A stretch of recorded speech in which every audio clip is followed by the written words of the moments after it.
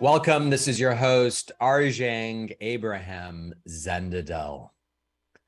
Do you feel you're constantly bombarded by mass media messages?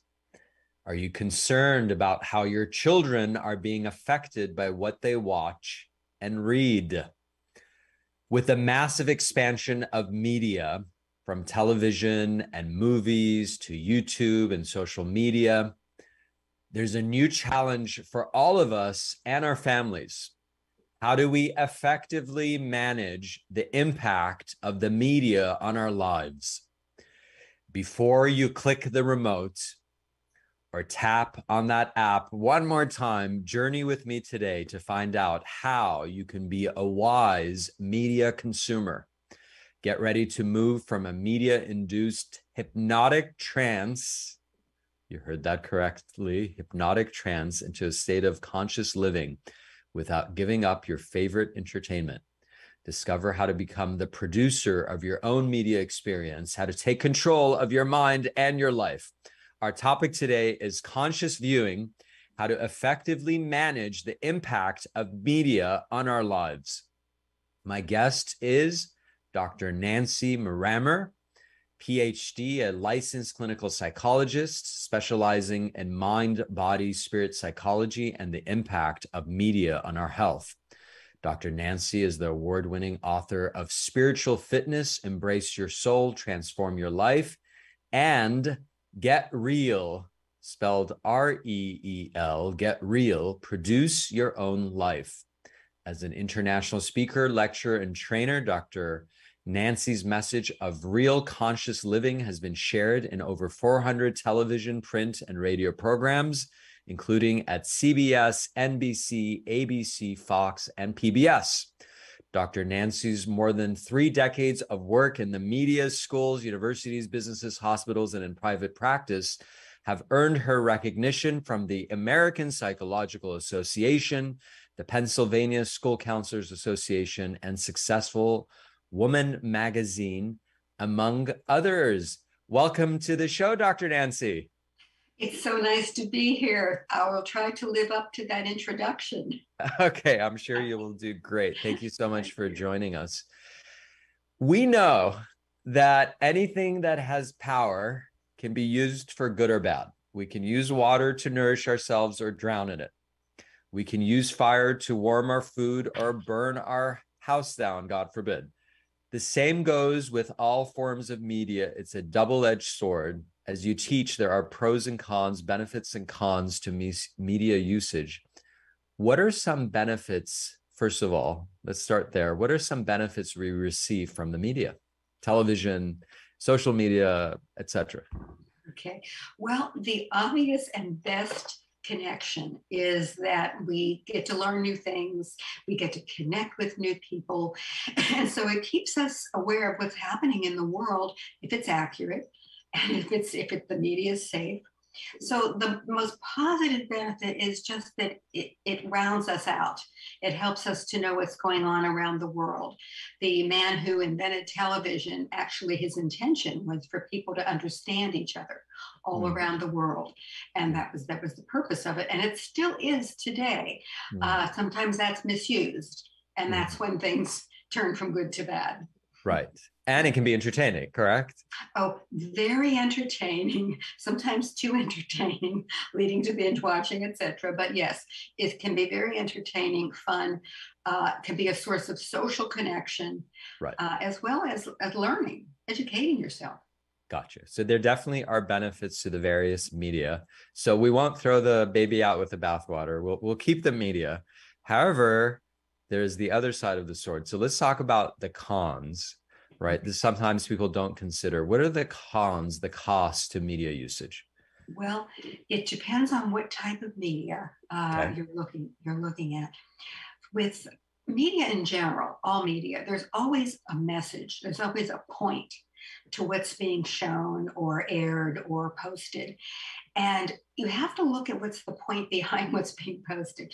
You have to know your intention going into whatever you're watching, whether it's TV or social media. And you have to decide if your intention matches the intention of what's coming at you, what's coming toward you. You have to be very conscious of what you're looking at. Mm.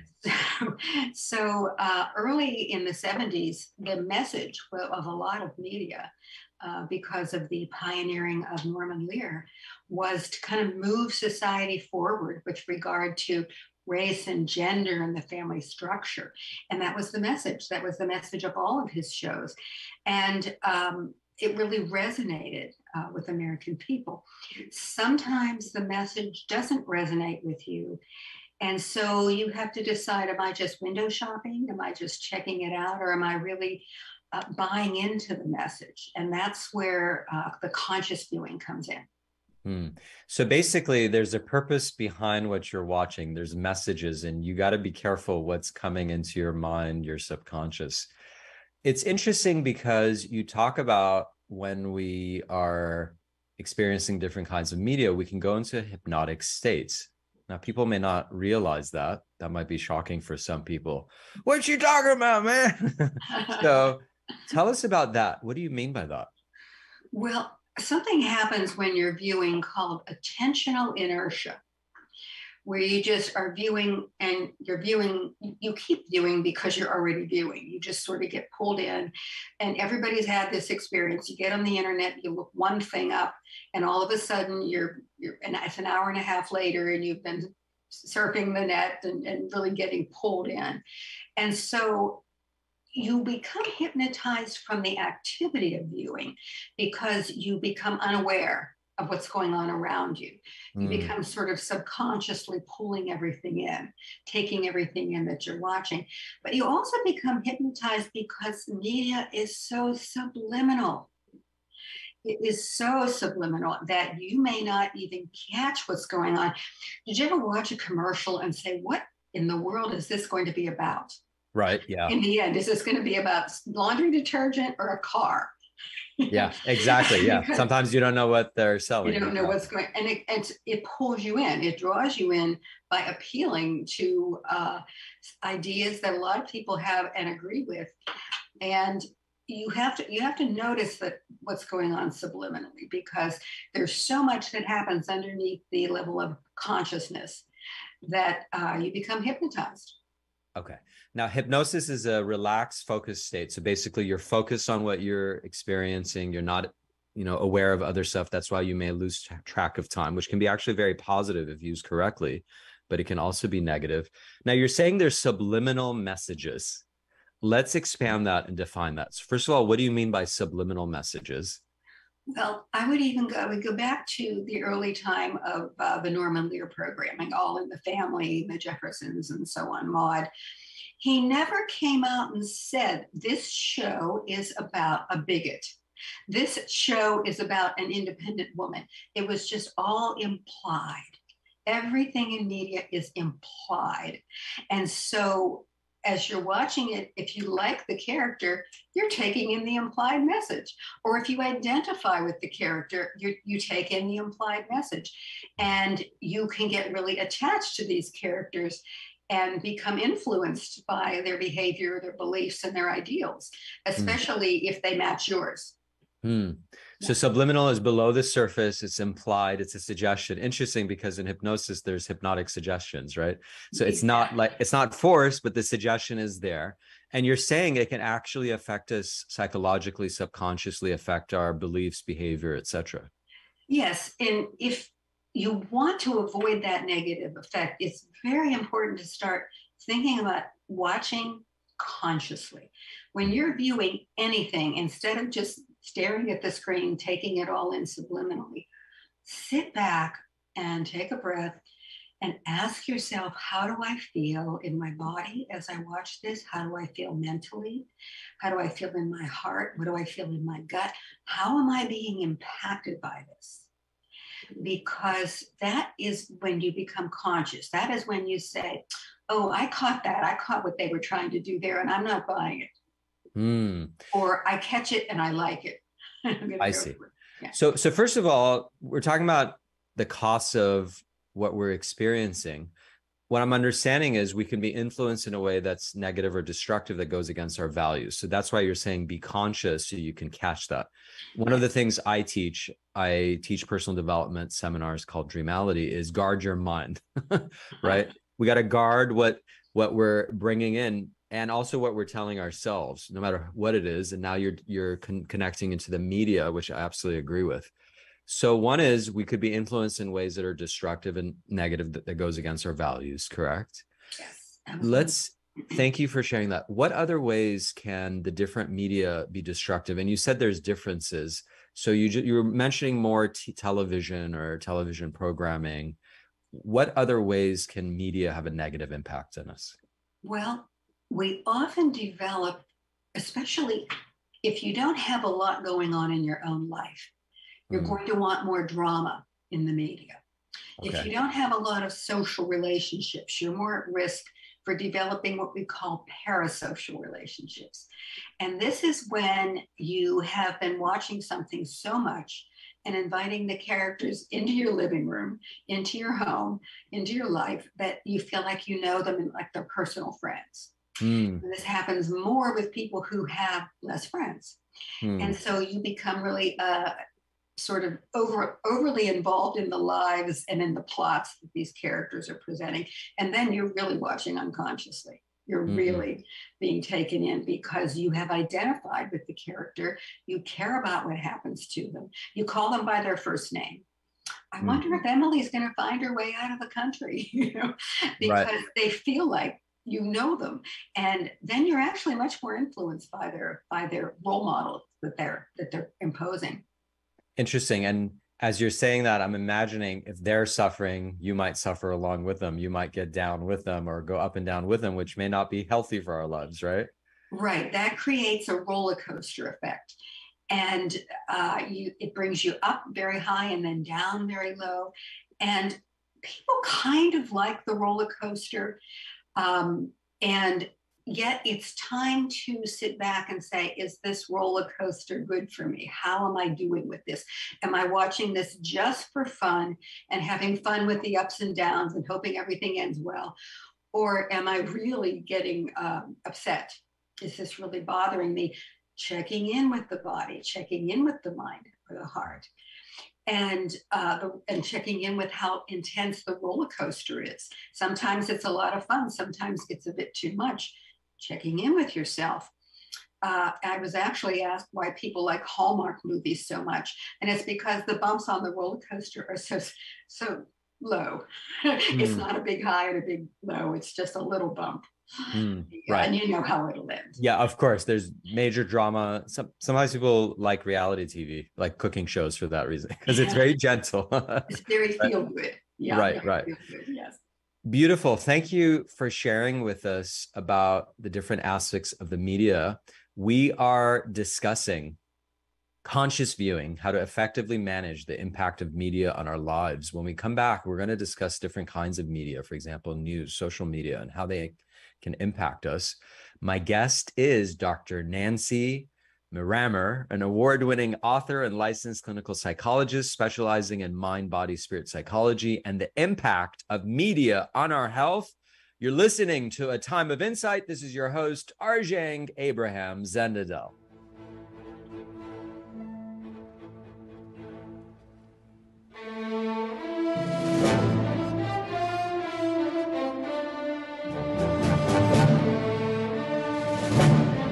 A Time of Insight.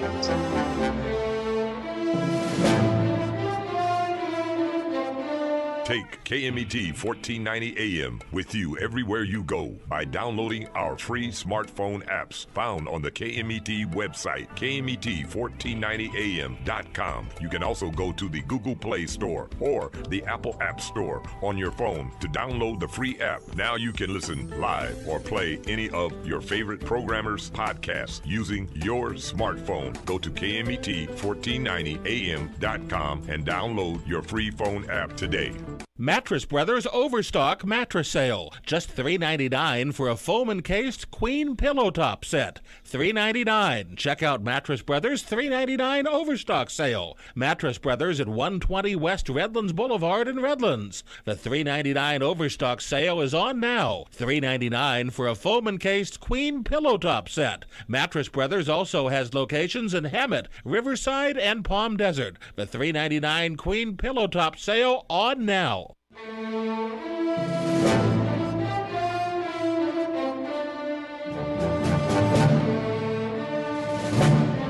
A time of insight. Welcome back. This is your host, Arjang Abraham Zendadel. Today we're discussing conscious viewing, how to effectively manage the impact of media on our lives. My guest is Dr. Nancy Maramer, an award-winning author and licensed clinical psychologist specializing in mind, body, spirit psychology and the impact of media on our health. Dr. Nancy, how do we know if we become addicted to any kind of media? Okay, so there's no official term called internet addiction or media addiction, but we know that it exists because you have all the symptoms of addiction. You disregard other parts of your life. You are so attached to the media, you can't turn it off. You can't let it go. It's like an addiction, it very much symptomatically, even though the official diagnosis doesn't exist. Gaming addiction does exist. Interesting. Yes, as does online gambling addiction. Those are actually official categories. In the DMPS, you mean? Yes, Okay. and by the World Health Organization. I got you. So we know there's addiction to the media, but it's not necessarily officially recognized. And you made some good points. It can take over your life. You can have withdrawal symptoms, I would assume, if you're not experiencing it. Absolutely. And when a show goes off, if you're really addicted to it and you really love it, you can become depressed. You can get down and grieve over the loss of it. Oh, wow. Interesting. Very interesting. I have a degree in communications from UCLA.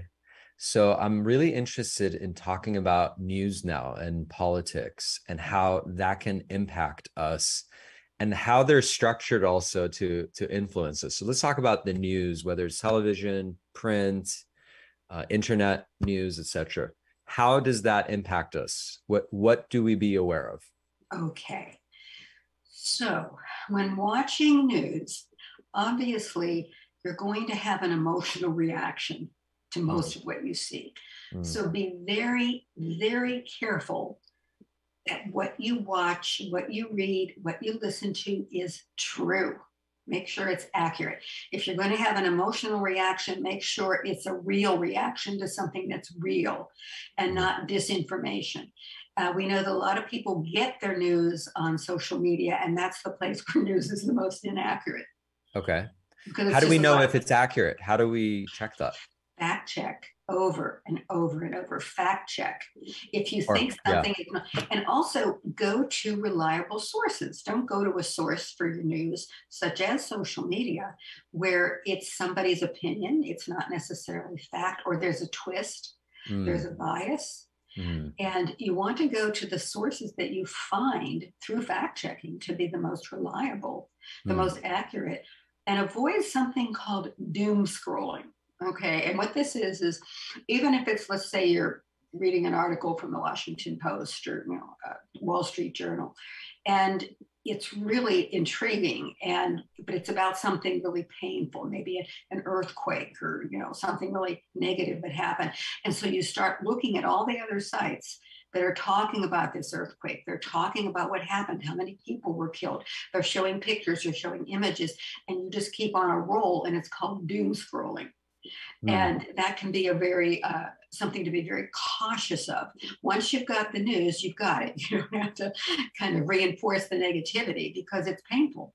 A lot of it is to watch.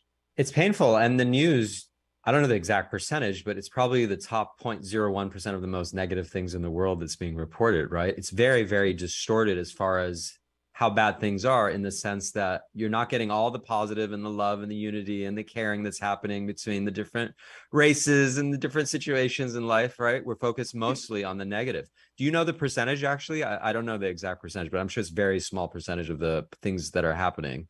It's less than 5% positive news, less than 5% positive news.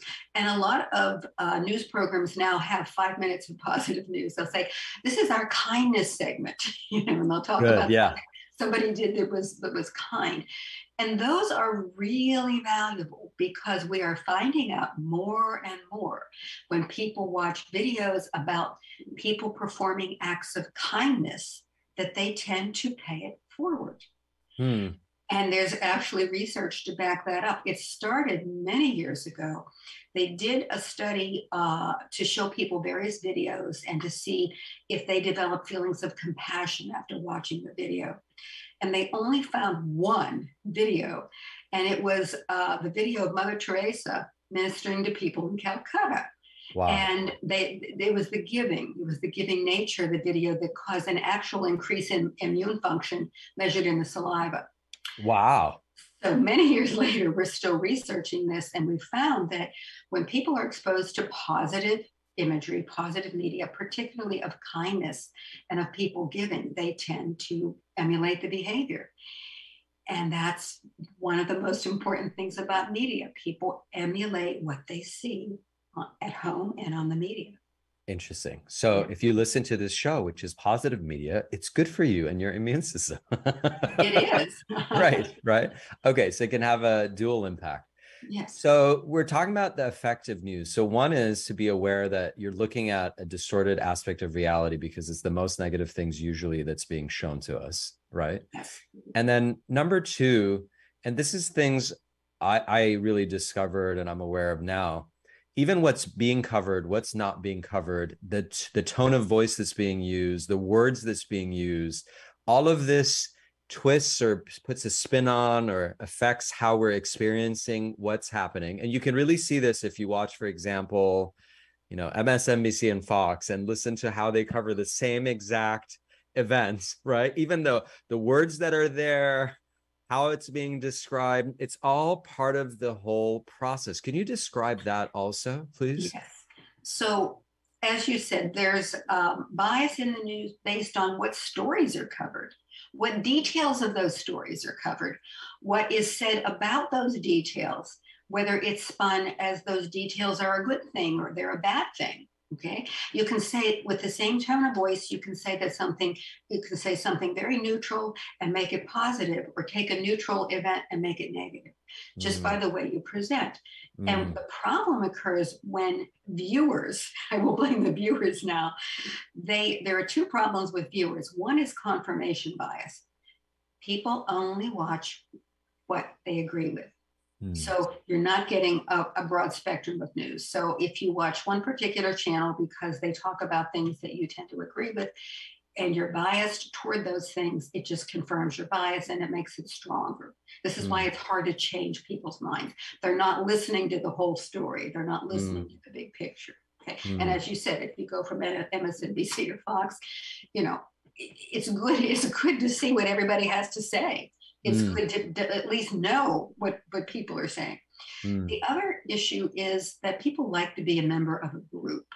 And so when they're part of a group of, let's say, anti-abortionists or pro-marijuana legalization groups, they tend to stay in those groups because they feel really comfortable, and therefore they're not looking at other points of view. So between confirmation bias and wanting to be part of the group, it's sometimes very hard to change minds. I understand. Also, you're talking about fact checking. The fact checkers themselves are biased. As I've looked into them, a lot of them are owned by companies. You'd be shocked how much there's cross ownership between the media and fact checkers. So even then, you got to be careful. I think what I do, and let me see if you agree, and I think you are, it's important, therefore, to look at different sources to cross-check them, right? Would you agree with that? So look at different kinds of news to cross-check them and see what are facts, what are opinion, what are interpretations, separate them out, and just be aware, what's the tone of voice, what's the words that are used, what's the spin, and what's really reality. Is that accurate to say? Absolutely.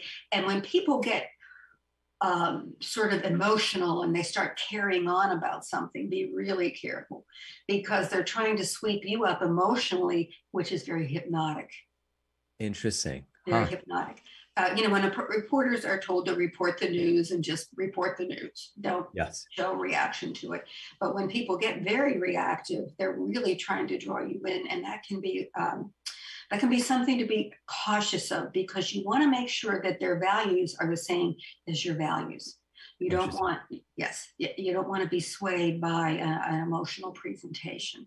But yes, what you said is absolutely true. Watch everything that happens on the screen consciously. Sit back. Yeah. So conscious viewing it is critical. And the news has become much more biased in the last 10, 20 years compared to what it used to be. Really, every media outlet that I'm seeing, a lot of them have a certain bias to the left or right. And that's something to be aware of. One of the sites I like is Real Clear Politics, because they have different points of view as articles. It's right, left, mixture. So it's good to see the different perspectives. It's Real Clear Politics. It's one of the things that I look at because I like to get different perspectives. All right. So we spoke about the news. It's all about being conscious. If you're tuning in, we're talking about conscious viewing. It's about being conscious what we're watching, not just absorbing it, right? And just letting it all in. It's about making sure we have healthy guards up and filtering what we're hearing, taking what's effective, what's not. Let's talk about social media, right? Which has grown tremendously recently, especially. What is the effect of social media on us? Okay. So as with many things, what you take in is what you bring out. Okay. You're taking yourself to your social media. So if you're insecure, if you're depressed, if you're worried and you go into social media and it doesn't meet your needs, you come out more depressed with lower self-esteem and in a lower kind of a mood. So a lot of it is about what you take in. That is what you bring back out of it. And that's important because people who have lower self-esteem are much more at risk when going into social media, because they're going in partly because maybe they don't have a lot of peer support. They don't have a lot of social support. They don't have a lot of parental support. And they're going in to get that on social media. And if they don't get it, it can be very devastating. And that can be a real danger. So your circumstances going in have a lot to do with how you're impacted. There's something called problematic social media use, which means spending too much time on social media. Okay. Before we get into the time of social media, can you give us a specific example, please? For example, how does one's self-esteem get affected in specific detail? Like if I watch how I want you to connect the dots more, if you don't mind. Sure. So if a girl, a teenager, especially teenagers who are highly susceptible to peers' opinions, if girls go on and they look at the images of other girls who are probably been photoshopped and probably aren't even the most accurate presentations, and they start to compare themselves to what they see on the screen, they're in danger of feeling less. Comparison is a big problem on social media. Oh, well, so-and-so went on a great vacation. They're having a wonderful life and I'm not. I haven't been anywhere since COVID, that kind of a response. Or somebody saying, oh, we just had our second honeymoon. Meanwhile, they probably may have been fighting the whole trip. But you compare yourself to what is put on social media. And if you come up short, especially if you have low self-esteem, then your self-esteem gets damaged even further. So that's a good example. Body image is a huge, huge aspect of social media. And women and girls are influenced differently based on what they're taking in. Right. And social media in the way is opposite of the news in the sense that the most positive aspect usually of the person's life is shown, right? You're not seeing the dark side and the challenges as much. Yeah. So that might bias you towards thinking people have such great lives and I don't, but You're not necessarily seeing their reality. And it's not true. Nobody should really believe what they see on social media. Interesting. Very good. Thank you for sharing that. I can also imagine the number of likes we get, right? For something we post can affect our self-esteem. It can be number-based. Yeah, the metrics are a problem, because if you put something on social media and you think, oh, this is great, this is really going to get some attention, and it doesn't, that can be very devastating if you put it on because you need that attention. You need those metrics, those likes. And so again, you have to remember why you're posting. If you think something's important enough to post, post it. And if you think it's inspirational enough, post it. And whoever needs to like it is going to like it. Don't worry about how many people like it. Don't be attached to the numbers. Don't let it affect your esteem. Yeah, right. Self-esteem, how you esteem yourself. You don't want it to be connected to numbers, and comparisons can be dangerous too. You got to be careful with comparisons and how you do it. Let's go to a break. We're going to come back and talk about the power of comparisons and how it can negatively and positively be used. Our guest is Dr. Nancy Maramer, an award-winning author and licensed clinical psychologist, specializing in mind, body, spirit psychology and the impact of media on our health. We're discussing conscious viewing, how to effectively manage the impact of media on our lives. This is a time of insight. This is your host, Arjang Abraham Zendadel.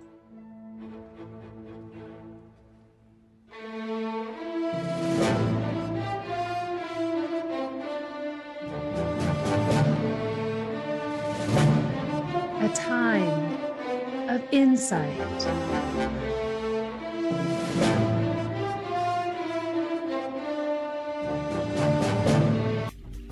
The Holiday Inn Express in Suites and Banning is distinctively suited for your travel time out of the car. Off the road, you'll find a courteous, welcoming staff and spacious rooms with desks, flat-screen HD TVs, and comfortable furnishings. Enjoy the complimentary breakfast buffet, high-speed internet, and fitness center and pool. The Holiday Inn Express in Suites and Banning, conveniently located off the I-10 near golf, gaming, and entertainment. For reservations and information, call 951-572-5500. That's 951-572-5500, or go online at hiebanning.com.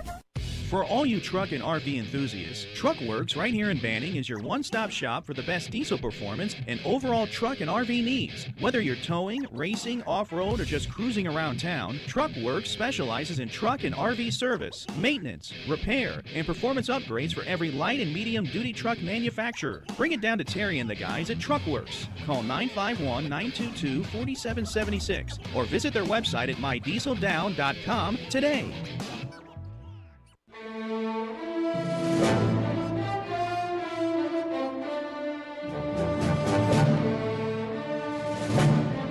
A time of insight.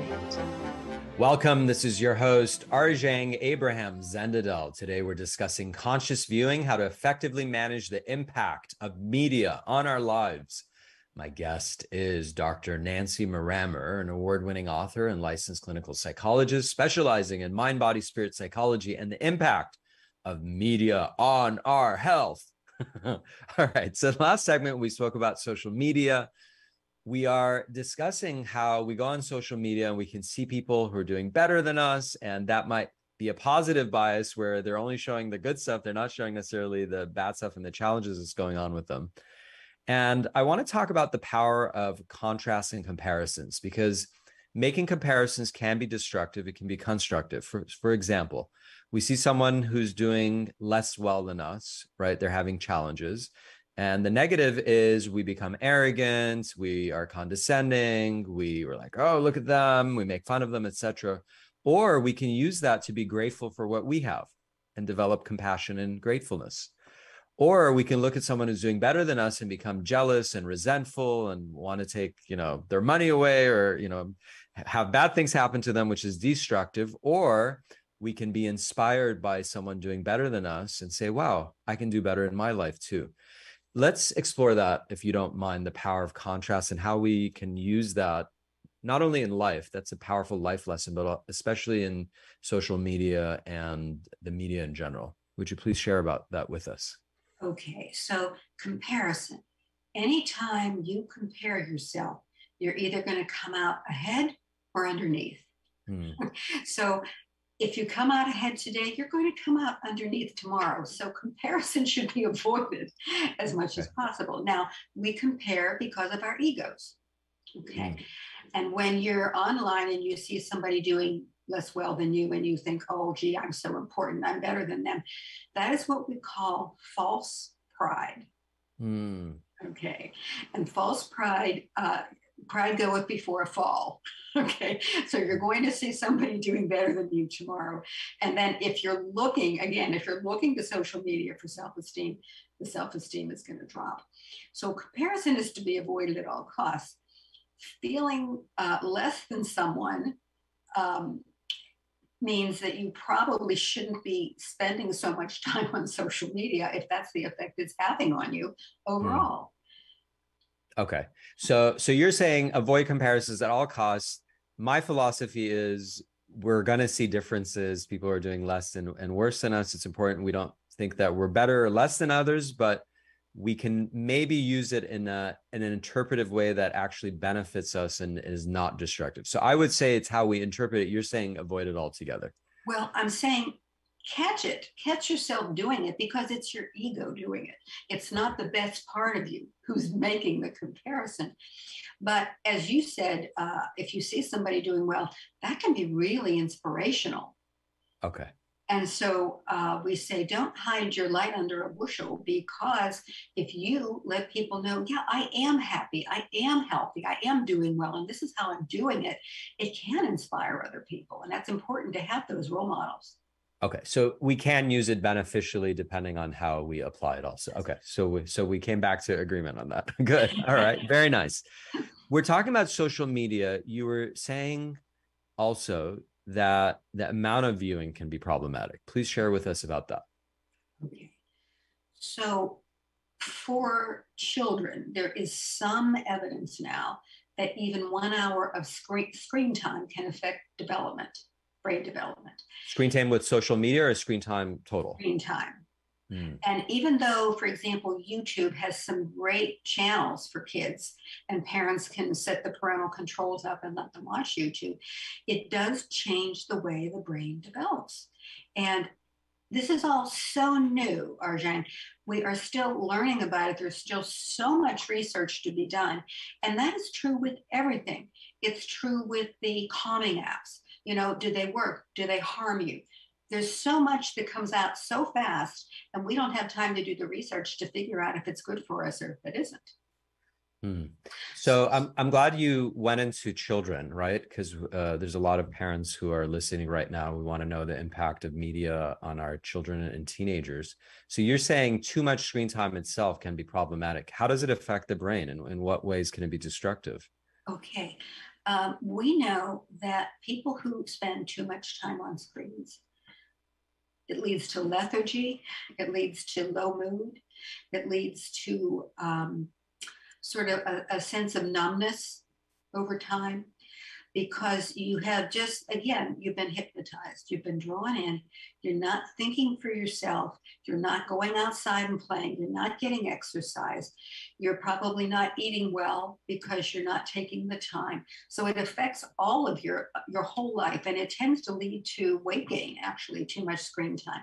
So it affects the health, it affects the mood. People who are on social media too much, for example, 5 hours or more, tend to be more depressed.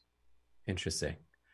Could it be that they're depressed, so that's why they're on it? So it's like, what's the chicken and egg, right? Because they don't have like a great life, so that's why they're on it for so long. Yes. Yeah.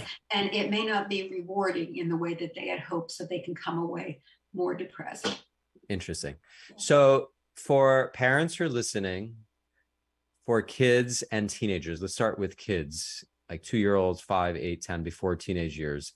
How many minutes or hours would you suggest maximum of screen time for a child?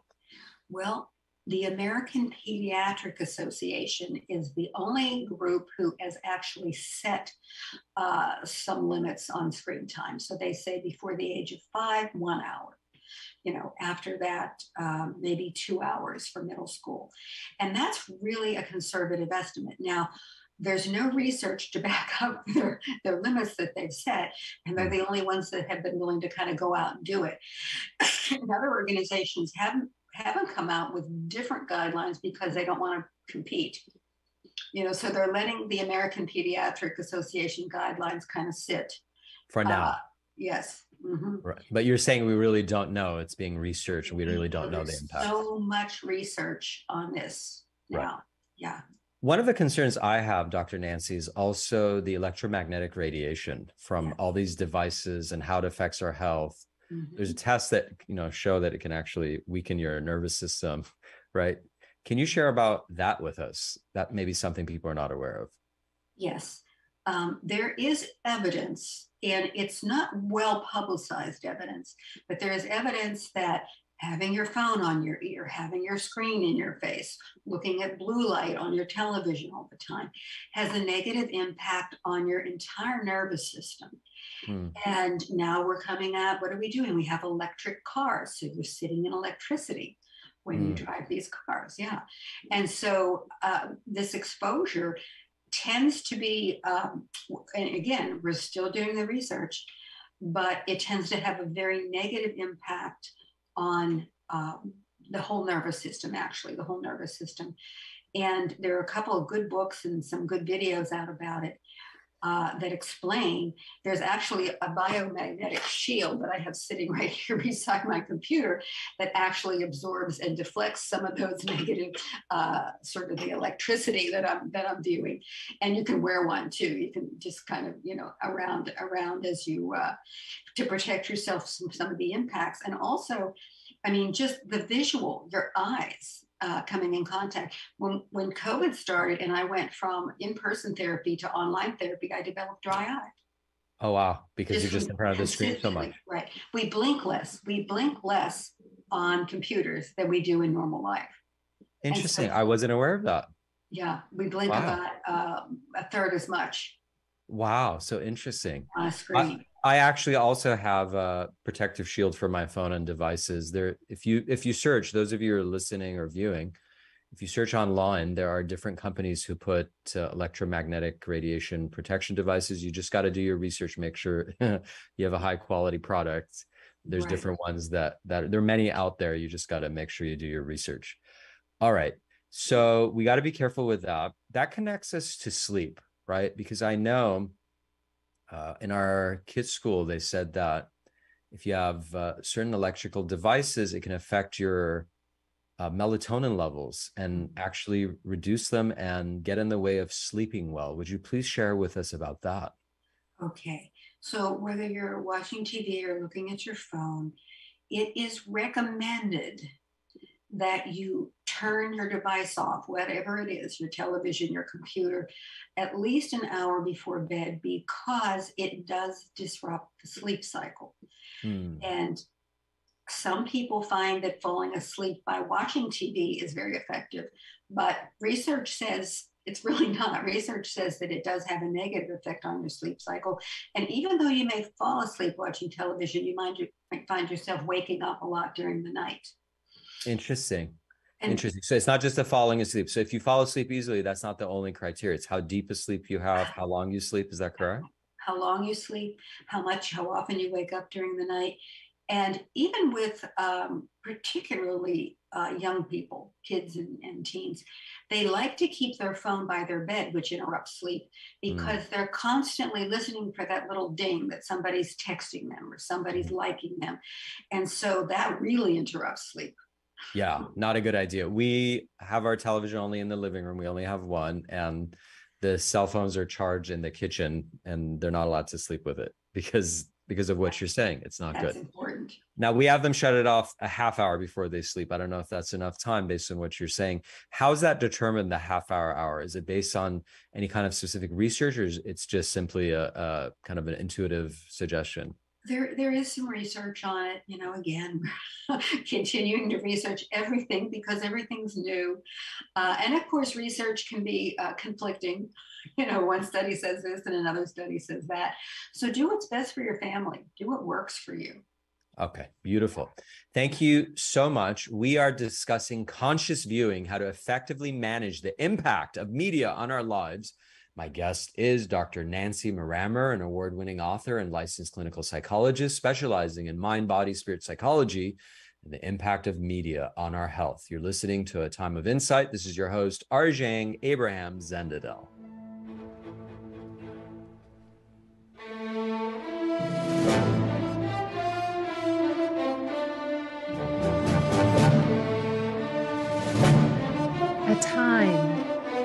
insight. You're running out of letterhead. What do? Lithopass Printing. You need business cards. Now what? Lithopass Printing. Invitations to a wedding? Lithopass Printing and Banning is the answer. Lithopass Printing can provide banners, signs, and blueprints. Think of Lithopass Printing and Banning for quality graduation, birthday party, and baby shower invitations. Lithopass Printing also provides lamination, faxing, and photo prints. If you need it inked, make it Lithopass Printing. Lithopass Printing and Banning. The Fat Greek in Yucaipa, where you can get authentic, delicious, true Greek food. Authentic gyros, Greek salads, pitas, falafel, hamburgers, burritos, and oh yes, baklava. The Fat Greek has a large selection of wines, ice-cold domestic, and imported Greek beers. Come on down to the Fat Greek located on Yucaipa Boulevard in the city of Yucaipa. Open 10 a.m. to 9 p.m. 7 days a week. The Fat Greek has delivery, drive-through, sit-down, and a catering service. So bring in a family or give Nicholas and Christopher a call at 909-797-6018. Eat Greek, live long. Remember, if you want authentic Greek food, it's the Fat Greek in Yucaipa.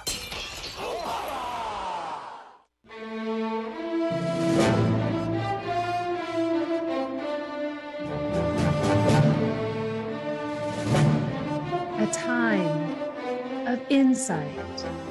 Welcome. This is your host, Arjang Abraham Zendadel. Today we're discussing conscious viewing, how to effectively manage the impact of media on our lives. My guest is Dr. Nancy Maramer, an award-winning author and licensed clinical psychologist, specializing in mind, body, spirit psychology and the impact of media on our health.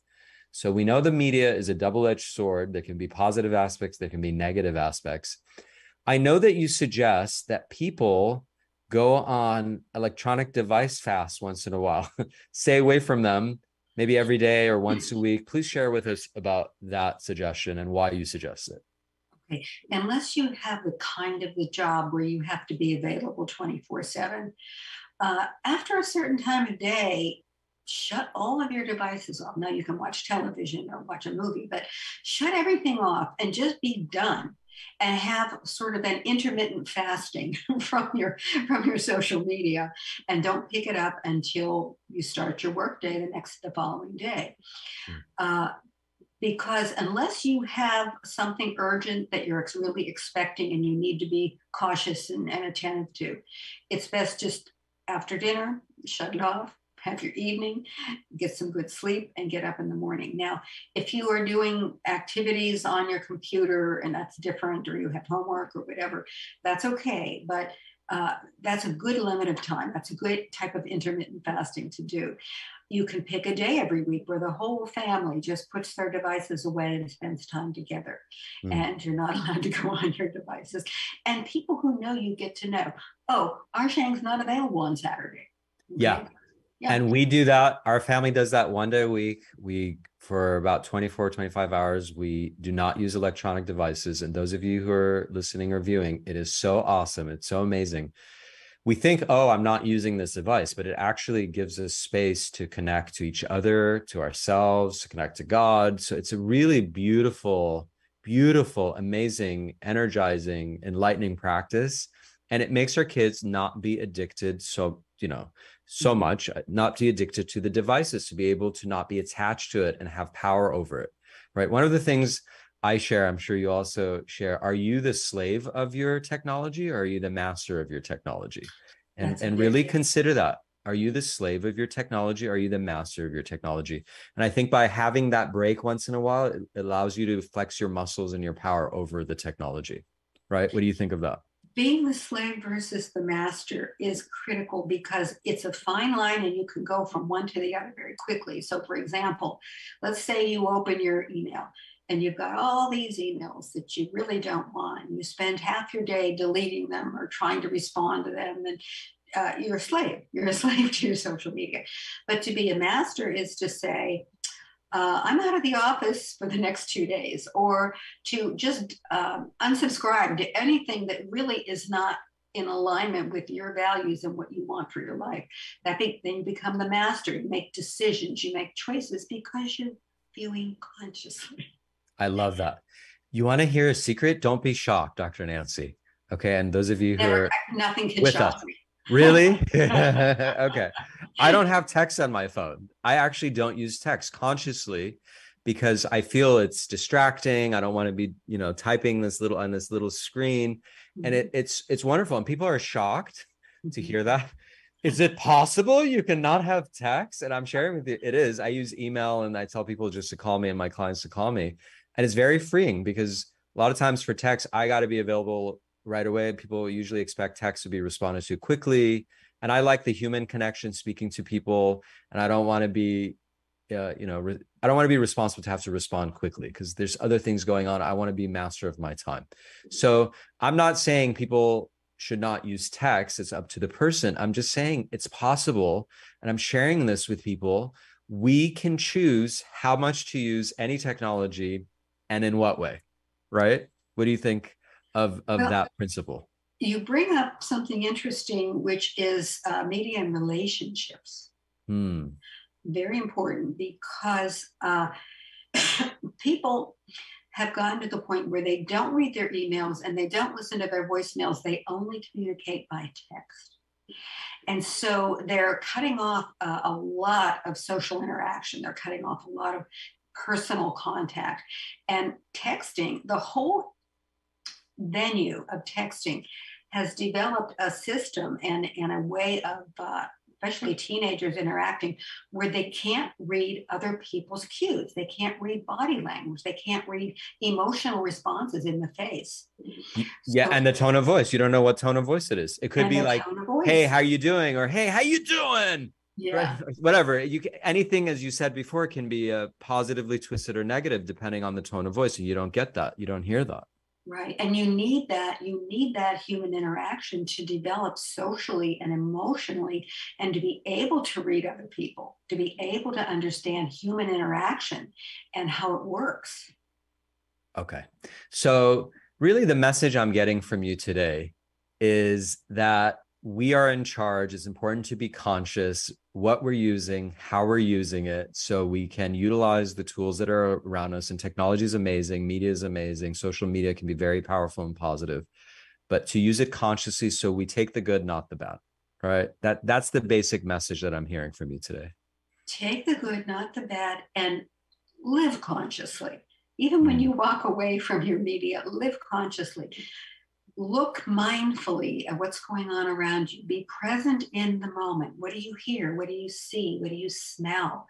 What's happening right here, right now, and not on my social media. Interesting. So beautifully said.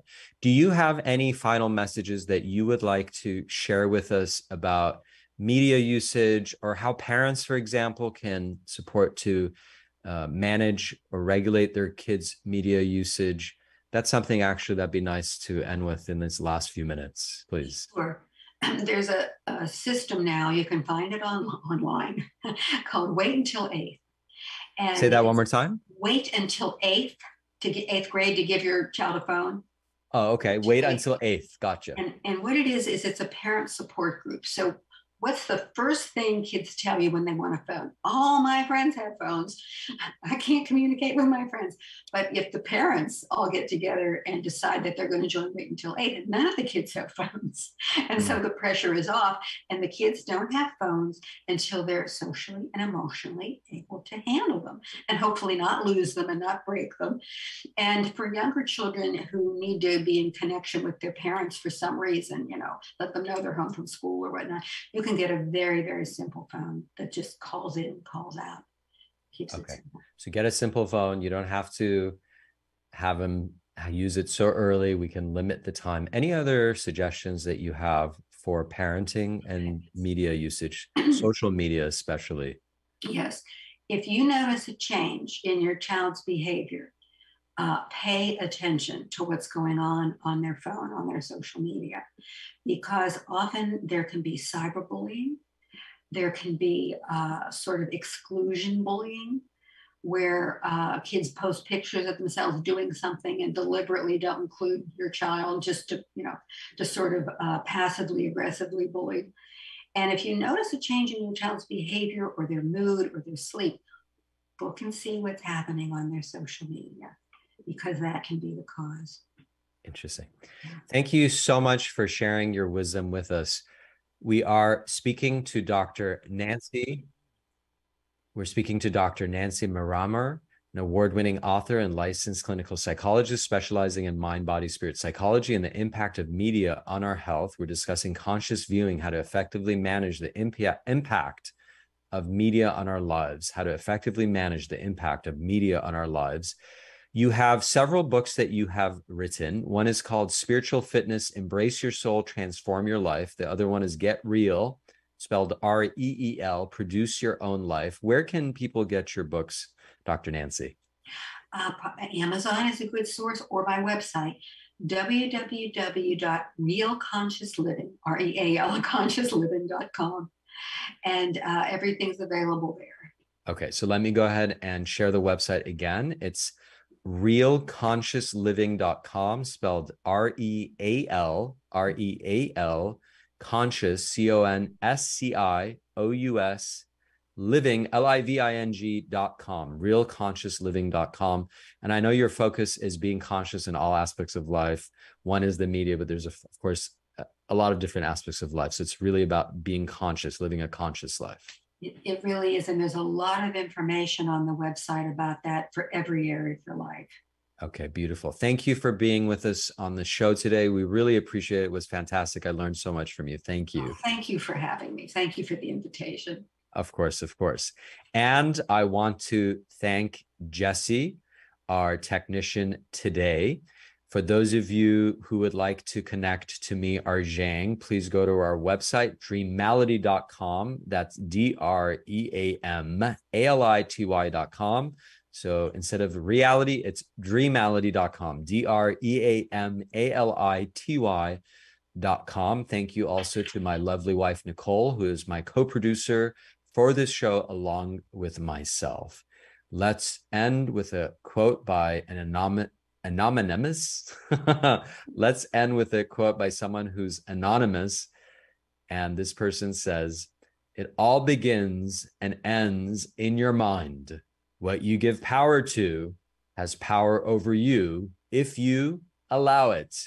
Be well and God bless."